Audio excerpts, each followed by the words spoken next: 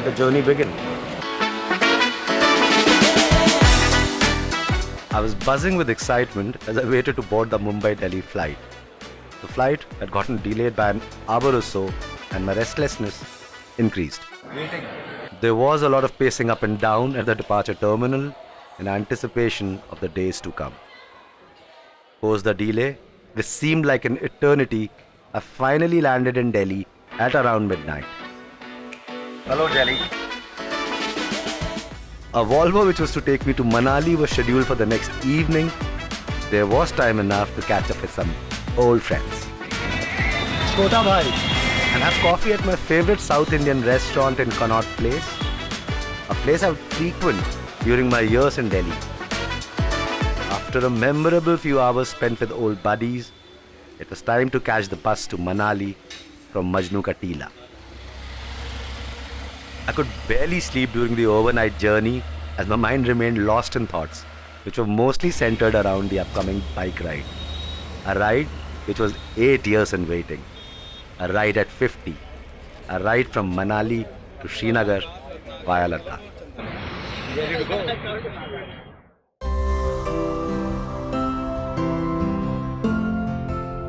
Just as the sun rose, Manali was in sight.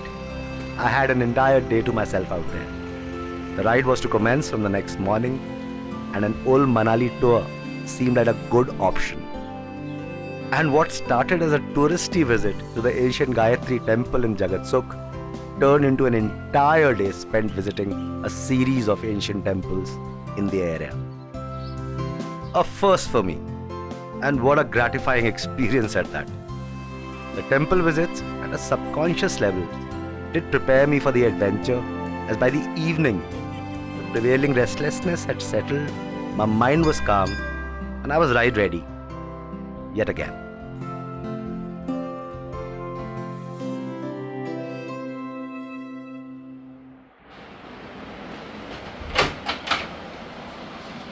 Join me for the ride.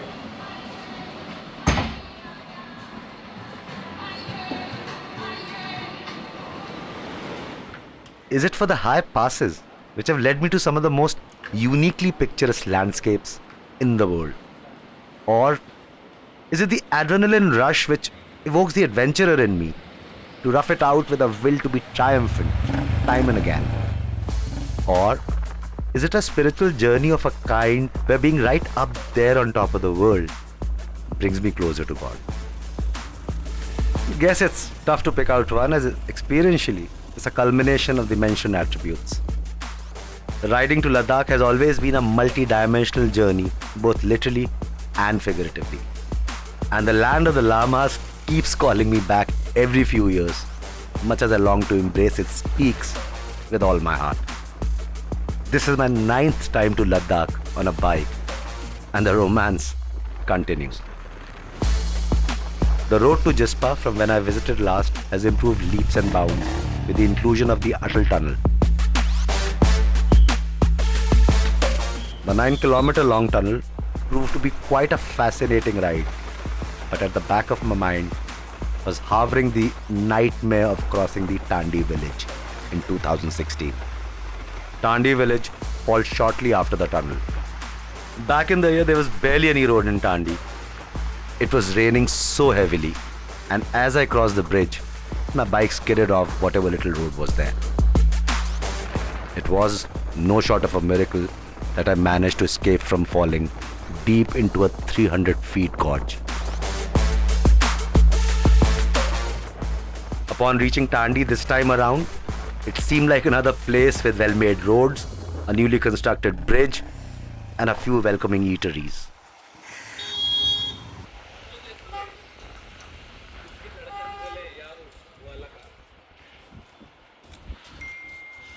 Another stop maneuvered, another one to go. I moved on to Jispa with a sense of relief. It was as if the ghost of Tandi had spared me for good.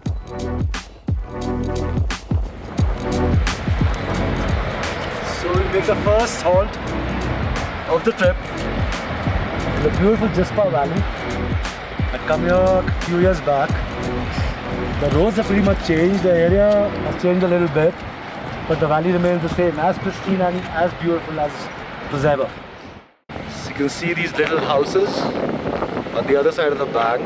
It's actually a small little village which is completely cut off from the mainland, but for this little tool that they use to pull themselves.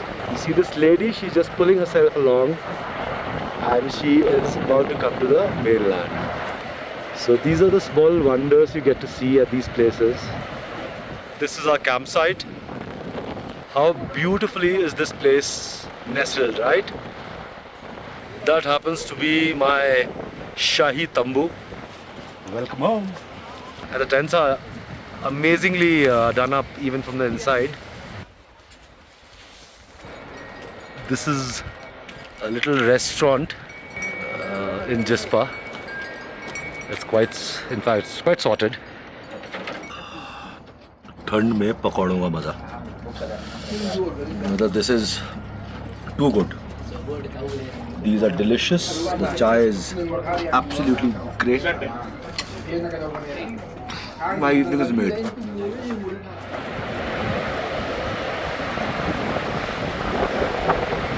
This is gorgeous.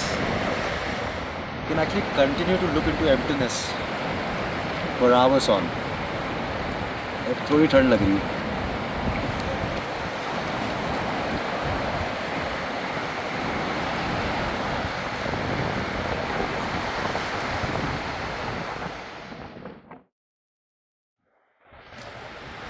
So it's time to say goodbye to beautiful Jispa. Look forward to coming back here. Now we're headed to Sarchu via Balachala. That'll be some amazing adventurous ride. I hope it snows there. That'll be some experience. So off to Sarchu. I shall see you all. Let's go. Enjoy Sarchu. A ride to Sarchu via Balachala requires one to have not just the skill, but also the strength and resilience it takes to overcome the odds. Odds such as water crossings, off-roading, thin air, and extreme winds. But it's all worth it. But the landscape is embellished with some breathtaking views and also a couple of beautiful lakes. The Suraj Tal and Deepak Tal. So just reached this beautiful lake on our way. It's called the Deepak Tal and it's breathtaking. This view is out of the world, mesmerizing, magical. So there's this waterfall which fills the lake and gives it the beauty it has. Due to time constraint, there's barely a stopover at the lake. But just passing by the water body was enough to refresh the senses. I believe I can fly! Wow! Just see that for sheer beauty, and now see this. So big shout out to all those who come here visiting these areas. Please do not do this. Destination Balachala. That'll be some fun. On the previous occasion at Balachala, the pass was ridden with hazards. The non-existent road was dangerously slippery due to heavy snowfall, the visibility was poor, and the winds were strong enough to rattle a reasonably heavy 500cc bike. Stopping over wasn't even a possibility I considered. So we have reached the pristine Suraj Tal Lake. I mean, it gets better. As we move ahead, it just gets better.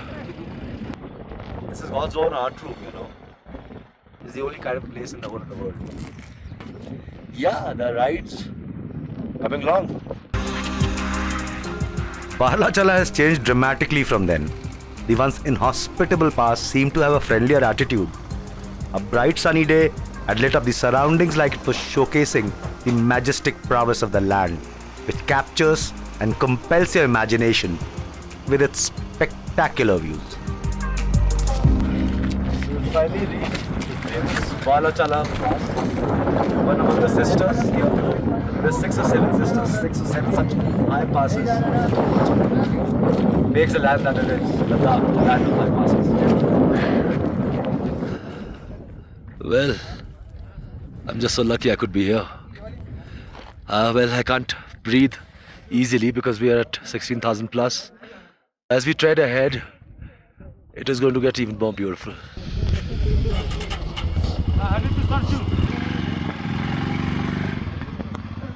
While there was no real adventure on offer, Barla Chala made up for it by being a generous host.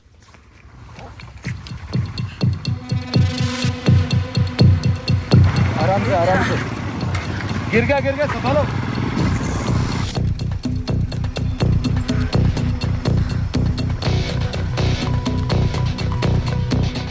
Post crossing a challenging pass, some riders tend to get a little carefree and sometimes a tad overconfident. And in my experience, it invariably results in a fall. And while I say that, I would like to mention that even the most skillful riders can at times succumb to a tricky passing and fall. But overconfidence is a certain recipe for disaster on these passes. So always be alert. Don't let your guard down even for a second. And God willing, you will reach your destination in one piece.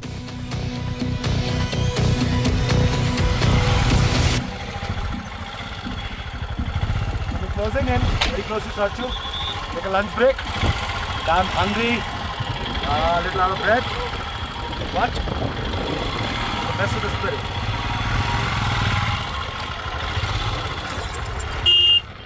We have here these lovely dhabas, and we are close to Sarchu now. Post a heavy lunch, the ride will stop at Sarchu eventually for the day. We'll halt for the night there. I just had bread omelette and Maggie and some fried rice. All of it was delicious. Thank you so much. बहुत अच्छा खाना बना रहे हैं आप. Thank you. वो अंदर जो खाना बना रहे हैं वो आपके हस्बैंड नहीं क्या? बहुत अच्छा कपल है आप दोनों और बहुत प्यार से सर्व कर रहे हैं सबको. Thank you. ये हमारे मार्शल हैं, हमारे गाइड है, मार्गदर्शक जिन्हें कहा जाता है. एंड ये है हमारे बाइक डॉक्टर. तो कुछ हो जाता है तो ये आते हैं, इलाज करते हैं. इनको पल्स पता है बाइक की और खुद ही बहुत ही बढ़िया बाइक चलाते हैं. He is an amazing rider. Thank you यार.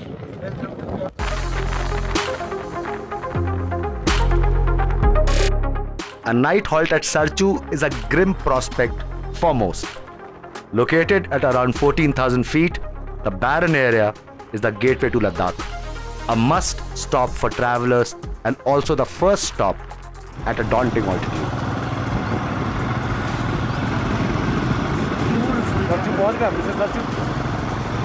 Sarchu gets you acquainted with the flip side of travel in Ladakh and toughens you up for the days to come. I can see somebody's made a cricket pitch here in the middle of nowhere. Well, there's always room for cricket. And there's some camps out there. We have touched Sarchu, and I'm sure it'll be a great stay. Look forward to.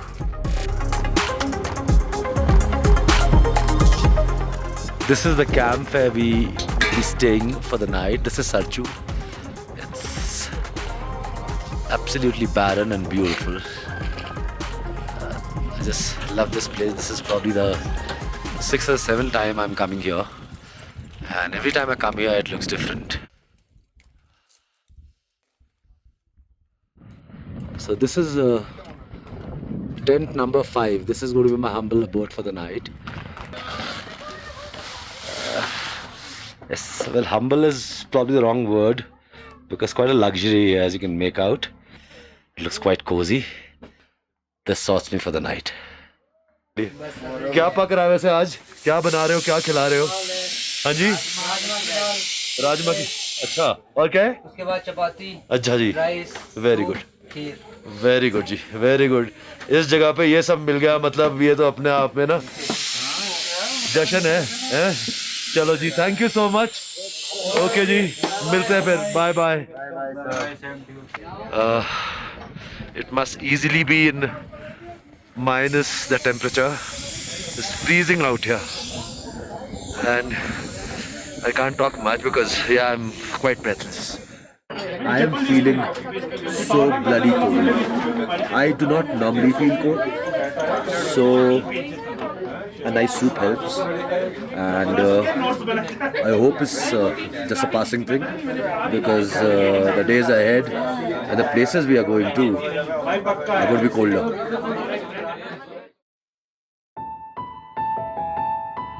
This is Sarju. Early in the morning, it's 6:30.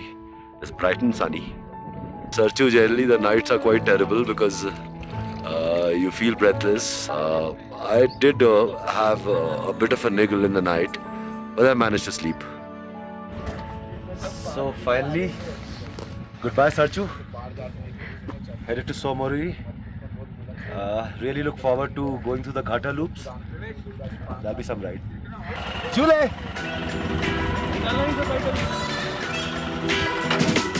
The morning at Sarchu was a surprisingly pleasant one, considering the night did pose breathing related issues. Though I barely slept for a couple of hours, it seemed enough for a good start to the day. A useful tip for all travelers halting at high altitudes. Please use 2 pillows to keep your head elevated while sleeping. It will help regulate your breath, and the chances are that you will sleep better. Just stopped over at the Lahul Spiti checkpost. We are now officially about to enter the land of the Lamas. The journey to Somoriri began smoothly, but soon enough there were hurdles to be crossed, and each successful crossing renewed me with a zeal to take on more challenges.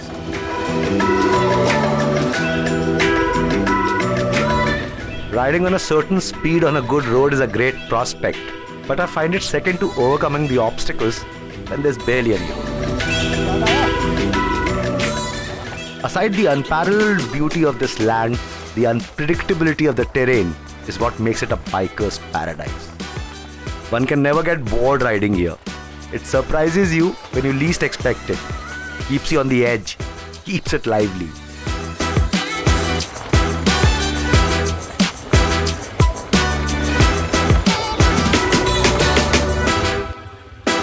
There's a landslide right ahead. It'll probably take them 45 minutes to clear it up. Hope we can reach well in time before it's too dark. So yeah. There we have the Border Roads Organization. They're championing the cause here. It's almost done. I think we're good to go in a bit. जब अब हम gutter loop चढ़ेंगे तब सबको साथ नहीं चलना है. अगर एक बंदा पीछे फंस गया फिर ट्रक साइड ही नहीं देगा. इसलिए सब एक कॉन्वे बस तोड़ना नहीं है, पूरा जाना है. The prospect of traversing through the Ghata loops is an exciting one. 21 hairpin bends make for a dizzy experience on a bike. I could feel the high as I covered the 10-kilometer distance. It's like being on one of those crazy rides in an amusement park. While you're on the ride, it makes you want to scream in excitement, and many scream out loud. And as the ride is over, it leaves you speechless. The Ghata loops experience was quite similar to that. It left me in a kind of meditative state, and speaking to people seemed futile for quite some time.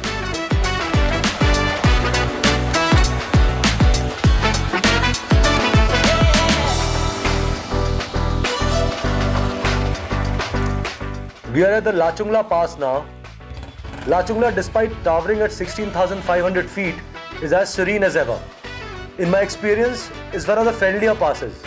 It's always nice to stop by here and let normalcy set back in as the Ghata loops leave you lightheaded. The 25-kilometer distance between Lachungla and Pang is ridden with gravel. I could feel the rush of blood as the bike's tires zip through the stone-filled road. Riding on gravel, all the more because one can be on a certain speed in doing so, needs total alertness, precise control and sharp instincts. It was a riding experience like none other. I wanted more of it as it kept coming. The gravel and the thrill. So reach Pang, nestled around 15,500 feet, and this has been an amazing ride. Very dusty though, but was very adventurous. And I have incidentally come to this restaurant which I had visited 8 years back. And I met the lady who owns the restaurant, and it was so nice to have seen her after almost 8 years. And here I am again. Hello Hello, Jule. July कैसे हो? बस आपको फिर से मिलके बहुत अच्छा लगा. Thank you. Last time भी अच्छा खाना खिलाया था. Last time थूप का खाया था. इस बार bread omelette. Thank you. Start from Pang now. It is going to be 150 kilometers to Somoriri from here. The road ahead is really good, so there'll be some great riding experience. And the rest we shall find out.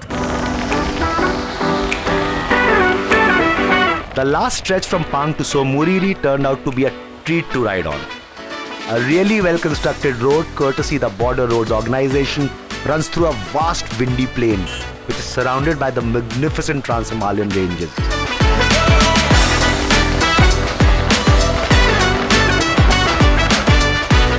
The air was sharp and cold.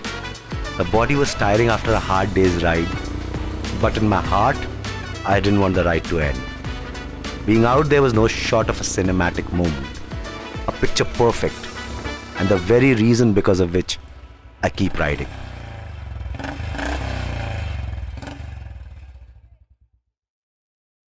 So we reached Somoriri late in the evening.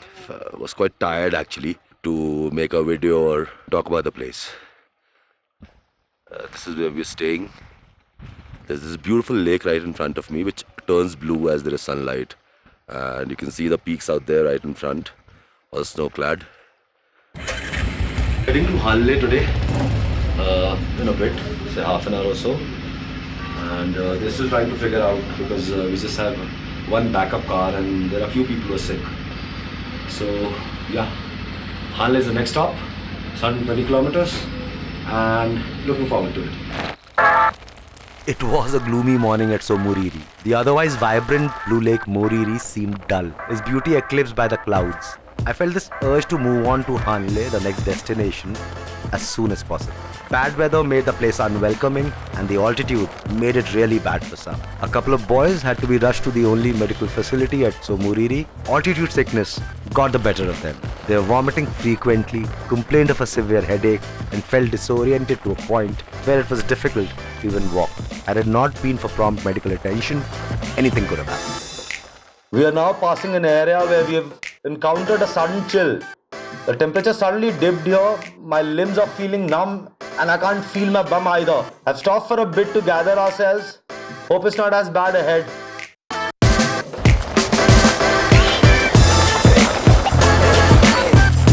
Much to my relief, it did warm up as we moved ahead. Not too far was a town which is of significant military importance, considering it's barely 30 kilometers from China.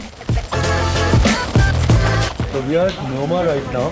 It's a small little township in the middle of nowhere. Lucky to find some network. I could make a few calls. Airtel works here, and so does GPay.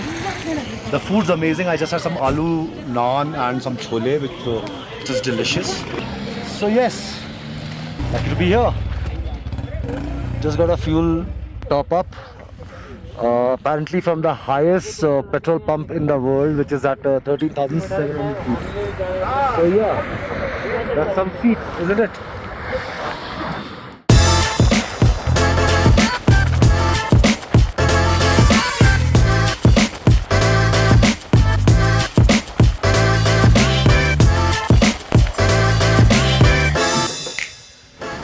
We are at the ITBP check post, the Indo-Tibetan Border Police check post, the military police check post at Loma. They've stopped us here, they're checking the papers. That should be fine. So, one.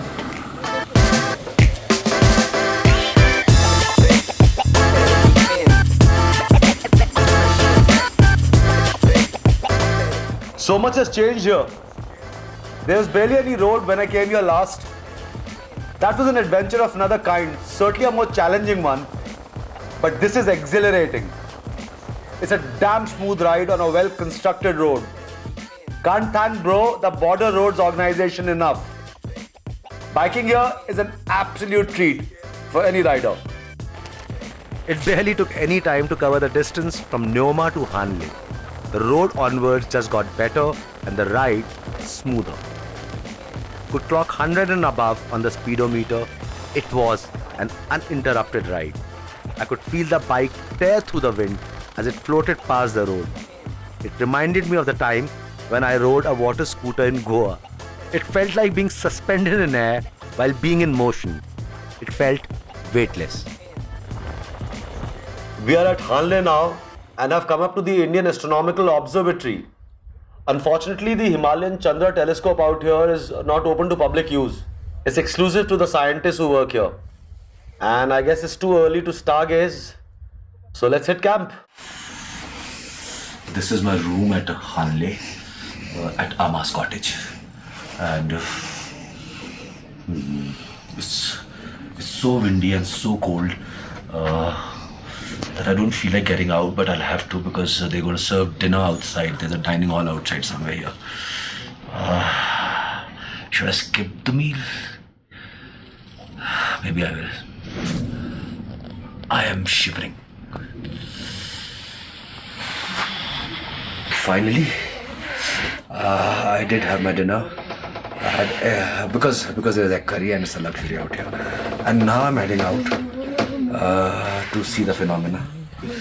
I won't talk about it as of now.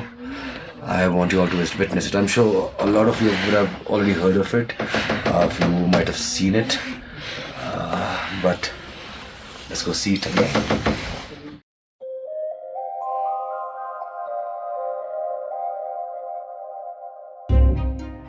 So I saw the phenomena. It's an experience one would want to have. Yeah, so good night from Hanle.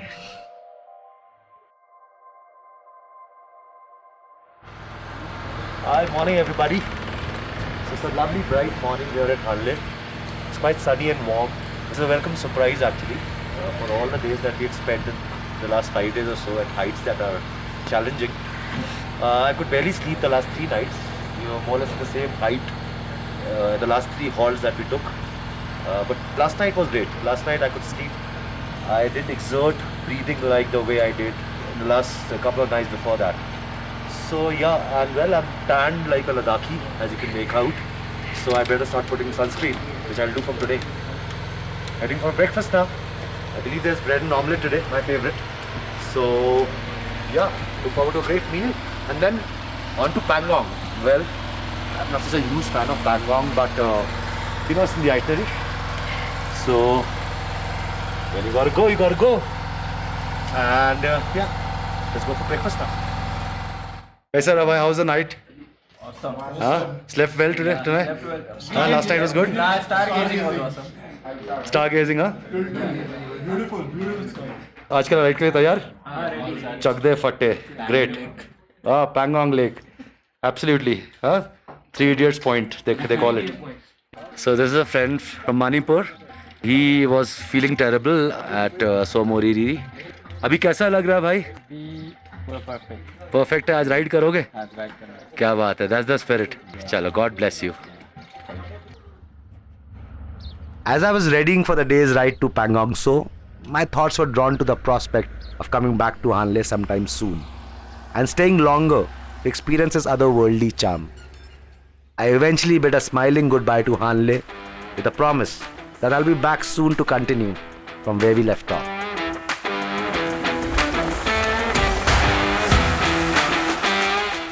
Riding to Pangong always comes with challenges that make it a dream ride for any enthusiast. There are sand crossings and a fair bit of off-roading to keep a rider busy and enthralled. It barely gives you time to appreciate the surroundings till you reach Rizangla War Memorial. Just cross the whole sea of sand, and for all those who ride would know that it's more difficult than having to ride on slush or even mud. Sand is a different proposition altogether. So we managed till now. Hopefully it'll be as good. Tough it might be, but yeah, we're trying. You see this whole area? It's just sandy, it's just all sand. And riding through this, well, ultimately it comes down to your skills and the fact that as a rider, all the years of riding come together into saving your whatever little self-respect that you've earned. So yeah, trying. We have reached Rezingla, the 1962 War Memorial. These are the very mountains our brave soldiers fought the Chinese till the last breath. Heard so many stories about it from people who've been close to the family. I'm just filled with so much emotion, I don't know how to express it, but you have to come here to understand what I'm going through. And of course, you have to feel for the country. At Rezangla, time holds still in the honor and memory of the 114 martyrs of the Kumaon Regiment. They fought valiantly against a 3,000 men strong Chinese incursion in 1962. Led by the Lionheart Major Shaitan Singh, a Paramveer Chakra awardee, the men successfully held the enemy back till they could, and in doing so, killed 1,000 Chinese soldiers before they were brutally slaughtered by the advancing Chinese force. As a mark of respect and in acknowledgement of their valor, the Chinese covered the bodies and pinned the covers with bayonets to save it from the winds. The scattered pieces of the bodies were recovered after 3 months of the gruesome battle fought at a treacherous 18,000 feet. Given the state the departed were in, it was deemed best to cremate them at Rezangla and not send them home. Rezangla War Memorial was built at the very place where these brave souls were given an honorable send-off. Couldn't think of anything better but to get a dog tag from Rezangla. It has my name inscripted on it, my blood group, and my date of birth. I could, of course, never think of doing and being a part of what all these brave soldiers do. But it does instill you with a sense of pride that you're an Indian and that you could be here at such a place of importance.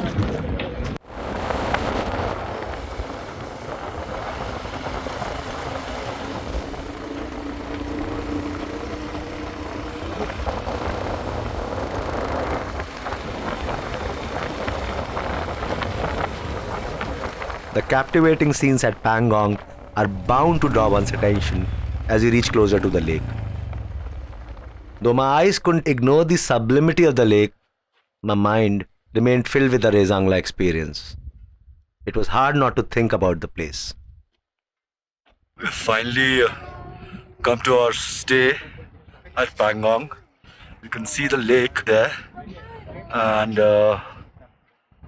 these are the tents that we're going to be staying in. The very first one, in fact, incidentally, is mine. And I'm in quite a dilapidated state, quite broken from the ride, and the cold doesn't help. But all of it's worth it. क्या नाम है भाई आपका? Thank you यार, आप भी नेपाल के हो यार, बड़े प्यारे बंदे होते हैं नेपाल के. थैंक यू सो मच यार, बहुत अच्छा खाना बना है. खाना आप लोगों ने भी बनाया, कुक अंदर है. मज़ा आ गया भाई, जो दाल है ना, कसम से नहीं खाई ऐसे 15-20 साल में. Thank you so much. So about to call it a night in Pangong. I think I quite like the tent I'm staying in. It's quite cozy. And luckily the weather's been very supportive too. It's not as cold as we have witnessed in the last 2 halts, which was Somoriri and Hanle. So yeah, I think I'm getting along, and hope to continue to do the same. I think we now have easier days, as I'd call them. Tomorrow we head to Nobra Valley. I've again been there a couple of times, so look forward to do it again. A mixed day, but a good day. See you all tomorrow. Morning Pangong. Look at this view. It's so nice to be away from the crowd, away from the commercial buzz of this place. Because this place is like none other. So we're heading to Nobra today. That'll be good in a way that we have only been touching heights till now, and now we're going down. So from about 14,500, we are heading down to 10,000 feet. So yeah, that'll be good for the breath. So let's go have breakfast. Come on.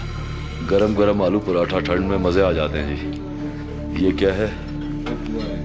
Poha. Very healthy. Looks quite yellow. So there's a lot of turmeric in it. And there is cornflakes. Not such a huge fan. Good morning everybody. Ready for today? Yes. Yeah, we might find a lot of water today because we're going down now. We're going up to almost 10,000 feet. So be ready for water crossings.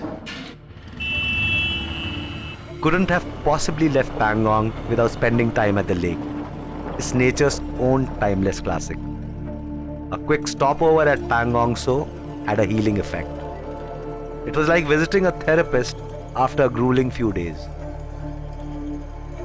Much as I hate the fact that this place has become a tourist spot and people just flock here all the time and kind of disturb the serenity of this lake.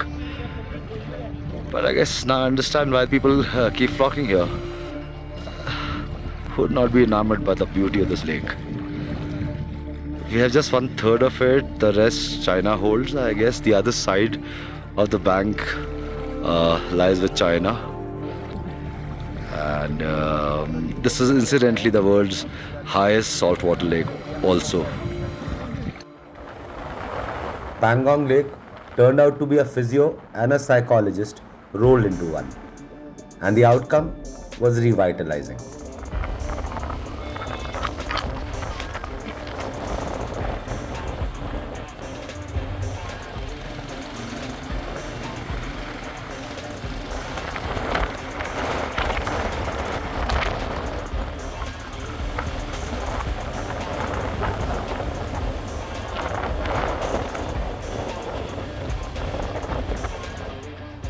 It was heartening to witness the ever-increasing love for adventure biking.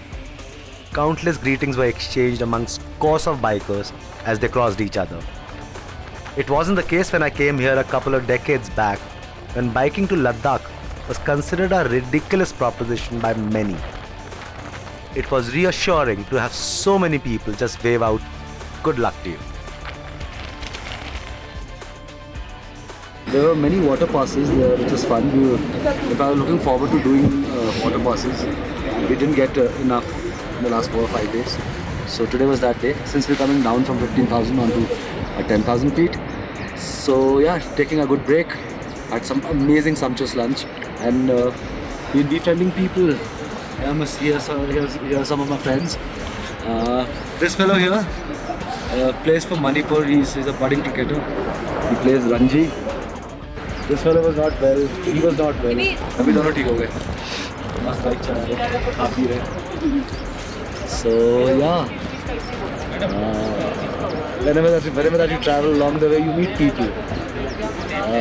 You'll end up bumping into cultures and food and landscapes and so on and so forth.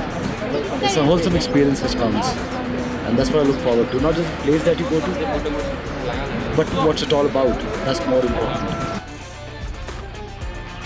I started for Hunda with the hope that I'll find my friend Dorje Lotus, an ex-serviceman, a gentleman, and a royal.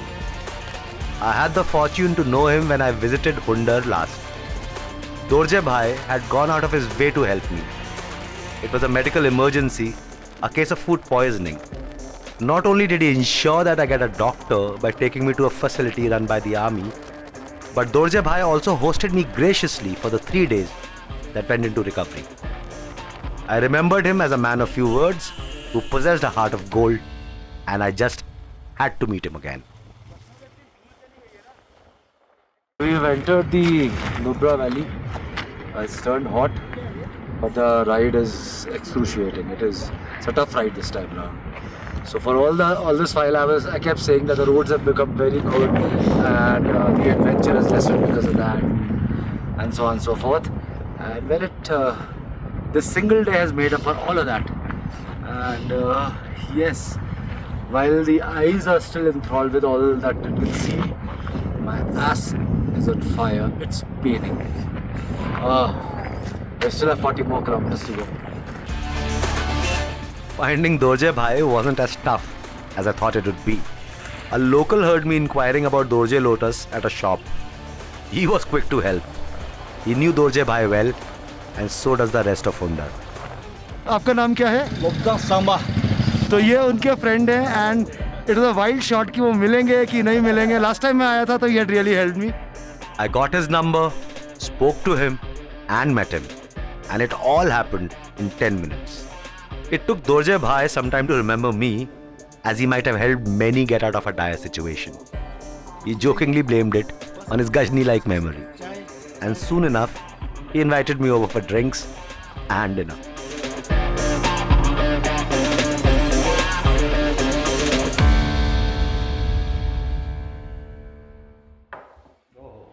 जीवन में इंसान कितने लोगों से मिलता है? हजारों लोगों से मिलता है. आप तो लाखों लोगों से मिलते हो, आप तो काम करते हो ऐसा. हम भी मिलते हैं, हम मीडिया में. जी जी पर आपका नाम और आपकी याद अभी तक पता नहीं. भगवान ये कुछ तो है, कुछ तो ढीला है भगवान की. सब बोल रहा हूँ. बिल्कुल बिल्कुल. It was indeed an evening to remember. When I again met the man I will never forget. This stay has been amazing. The tent I was allotted was no short of a 5-star one. I mean, just look at it from inside. Sometimes hard to say goodbye, especially when the bed's good. Look at this tent. And you know what? It's running hot water. That must be some sort of a, that's a super luxury. So look at the bathroom here. It's a makeshift one, but done up so well. So yeah, about to leave Hundar for Leh. Hundar always never ceases to surprise me with all that happens here every time I come to this place. It is from a small little village, it's turned into a bustling township. I mean, you have traffic jams here, so imagine what's turned into. But great development is always good because it brings money for people, opportunities for people, and I hope it remains so. Ladakis need it more than anybody else in our country. That's all. So Dorje Bhai just got me to his cafe. Insisted that I have breakfast with him. Yeah, old friendships. And what a lovely man he is. See, here he comes. A man of few words, but a great heart. All heart. So this is Dorje Bhai's cafe. I was here last night. Had a great chat with him. Had amazing dinner. A couple of whiskeys. And it was party time last night. Dorje Bhai, maza aa gaya kal. This is Dorje Bhai's camp area. This is where I stayed the last time I was here. Dorje Bhai is taking me to look for some apricots, if there are any on the tree, so we could try some with our breakfast. And here we are, picking some fruits. So great, we are in luck. We found some apricots, we're going to try some with our breakfast. So there's some super hot and fresh puris. They look so good, they look so yummy. And there is chai and there is bhaji. So, and there's great company. Bid goodbye to Dorje Bhai before leaving for Leh. It was a morning well spent at his garden. I invited him over to Mumbai. He promised he will try, though I doubt he'll come, considering the farthest he's travelled from Hundar is Chandigarh. Dorje Bhai in turn has invited me over to come and stay at his place the next time I'm in Hundar. And I'm definitely going back there before he forgets me again.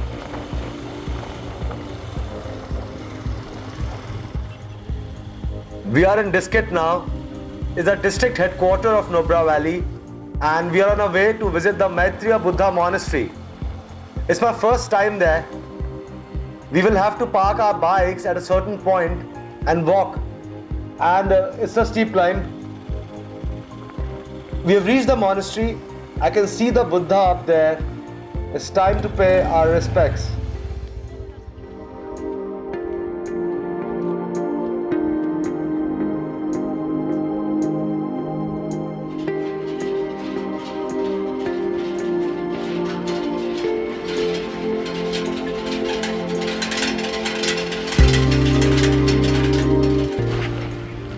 so lost in the peace I found inside that I forgot to shoot in. Just anything. And the experience was enough. Sometimes experiences matter more than anything else.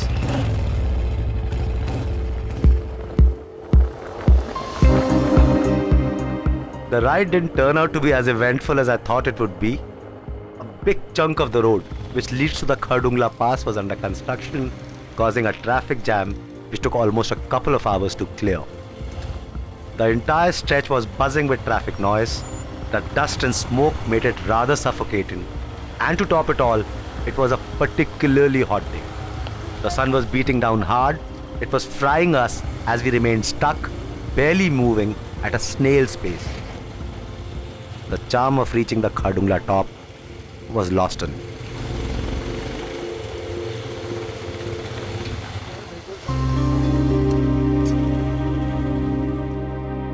Another time at the Khardungla top. A lot has changed. But the ride was quite tough. It was very muddy. There was a lot of road construction happening, so well, yeah. It took some time to reach here, especially the last 10 kilometers to Point Nine. It's not as cold as it used to be, or maybe just come at a point where it's not as cold. So it's quite sunny.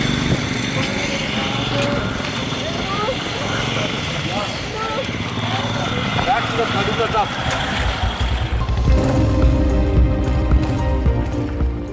The Khardungla experience left me dust-ridden from head to toe. I could feel some even in my mouth and nostrils. Luckily, the road post passing the Khardungla Pass compensated for the grueling couple of hours spent reaching the top. It was smooth sailing from then on, and the discomfort caused by the dust slowly eased out as I reached closer to my destination.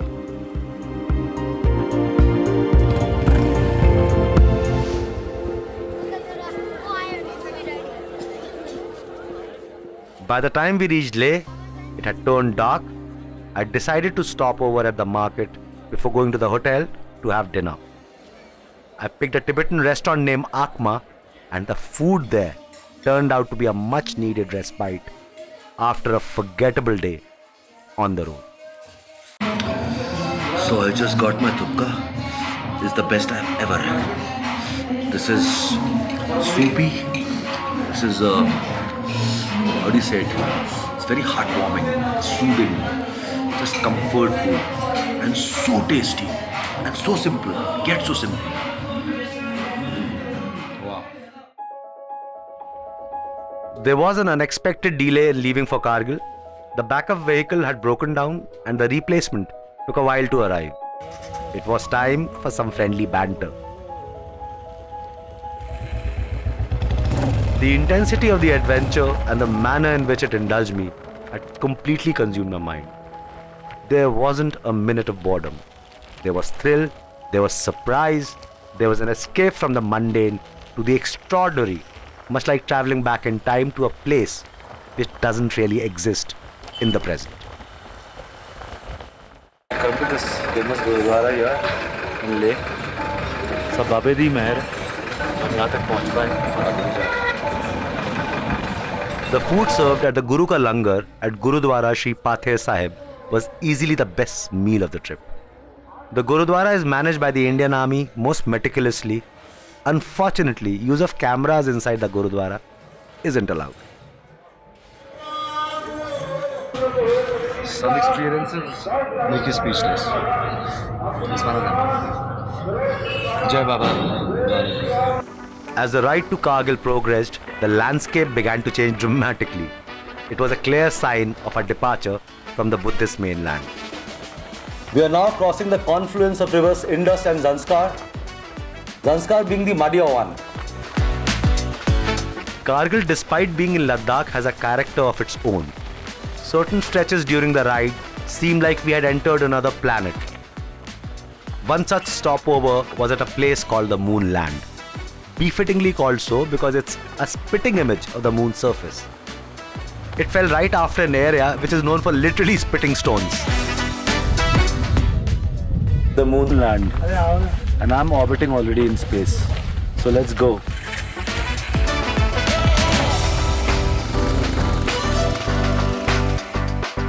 Kargil to me has always been a place of intrigue, both geographically and culturally. It's strangely dry, yet absolutely welcoming.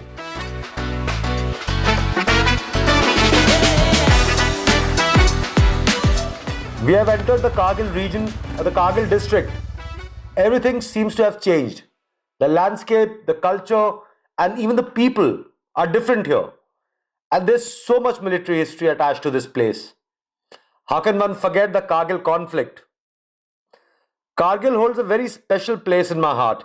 And on that note, let's cross the Namikala Pass to get to the heart of Kargil.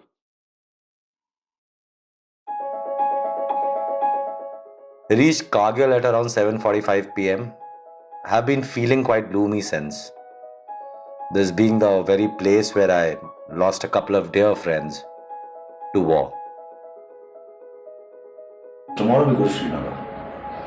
And I am looking forward to it. So it's the last day of the ride. We'll make breakfast. We'll be heading to Srinagar in a bit, maybe half an hour. And that'll be it. So yeah, a couple of places that we visited on the way. The prominent one being Tiger Hill. So looking forward to it. So yeah, that's one major attraction for the day. Let's see how it goes. Happy riding.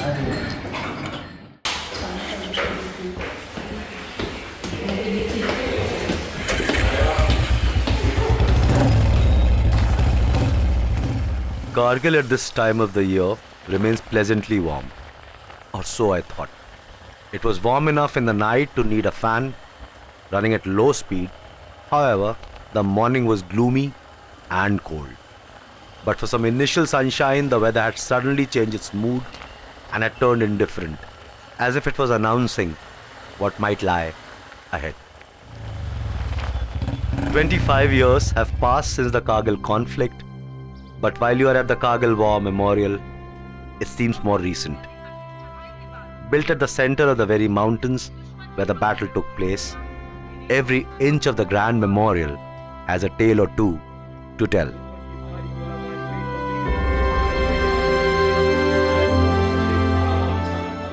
It reminds us of the unbelievable human courage displayed by our heroes in uniform, many of whom made the supreme sacrifice in the service of the nation. So just finished visiting the Kargil War Memorial. It was great to meet all the soldiers who laid their lives, not in person, but their memories are floating around this place. As suspected, it wasn't long before it started raining, and the ride to Dras and further on to the Zojila Pass was the coldest of the entire trip. I could feel my body freezing as the strong wind bit through my bones while I got soaked in the rain. For once, I was hoping for the adventure to end. Dras and the region surrounding it had played the ever so expected notorious part, one for which you can never be prepared enough. It was wicked, but in hindsight, it was so worth it. It was only after crossing the Zojila War Memorial did the sky clear up, and so did the view. A lush green valley suddenly popped up in front of the eyes, a place they call heaven on earth, and deservingly so because no other comparison can possibly suffice. Such is the beauty of Kashmir. It remains forever young. So we are almost close to the end, in 35 kilometers and we'll be in Srinagar. So it's you never want such things to end, but then bodily I think I'm done. So the next time now, some new place, some new adventure. It had been a long last day, and upon entering Srinagar, all I could think of was getting to my hotel. But to find it, I had to traverse through the length and breadth of the entire city, which to my dismay took quite some time. So after much ado and quite a lot of confusion, I was given 2 different addresses of the hotel that I was supposed to stay in. They were both wrong. And I eventually managed to get the right address, and I've come to the location and just deposited the bike back. She's been very kind. She's been most helpful and friendly. Had not been for her, I'd actually not been able to do it. Reaching Srinagar meant the end of the ride, but I was not quite ready to go back to Mumbai. So I decided to extend the trip by a couple of days and experience Srinagar like a regular tourist would. The days were hot with the mercury touching 38 degrees centigrade, though it didn't really discourage me from making the most of my time. I was out exploring as much as I could and for as long as time permitted. A night ride in a shikara turned out to be the highlight during my stay there. The days spent in Srinagar worked perfectly in completing the experience. And it also calmed my urge to ride more, at least for then. I know it's just a matter of time before the itch to explore the unexplored and at times the already explored gets the better of me. So finally the trip comes to an end. To be able to ride at 50 at my own pace was an experience I had not imagined I'd be able to fulfill, I did doubt myself initially because it is hard, it is tough. But at the same time, when I got down to doing it, every day, though it was a challenge, brought in so many surprises. And I look forward to doing it every year maybe, till I'm 60, till maybe I'm 65. So riding at 50 has been fulfilled in a way that I had not imagined it would.